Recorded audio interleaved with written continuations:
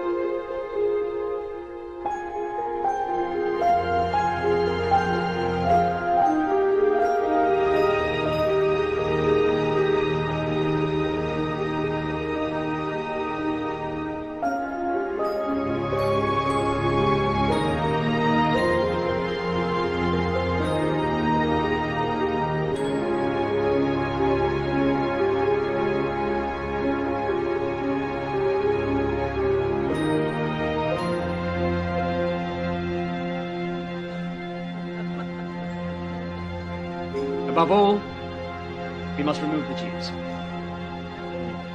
They run our banks, they lost us the war. They alone are responsible for the economic disaster we're in. When you ask what have the Germans done to the Jews, you must always ask what done the Jews to the Germans. Since 1850, when the Jews got all the political rights in Germany, the German Reich, they have done 3 things which are really dramatic. Number 1, they were a small minority of 2% of the population. At the time when Hitler came to power, 500,000 within 60 million German people. 500,000 among 60 million.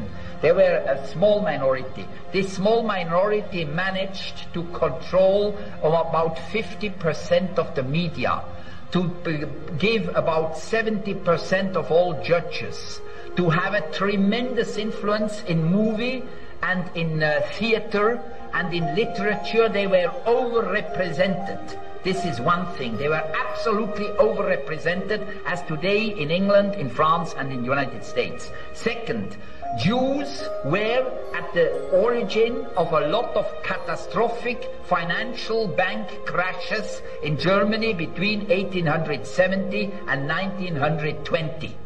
In that time, they made a lot of crashes which have, this is all documented. It's not Nazi propaganda or anti-Semitic or Arab propaganda. It's a lot of books have been published, even by Jewish Germans, about this problem.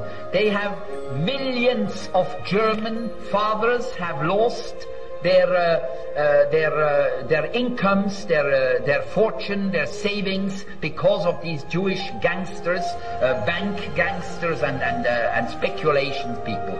Then the third point, which was psychologically the most dangerous of all, they have introduced into German art and culture and theater and movie decadence, immorality.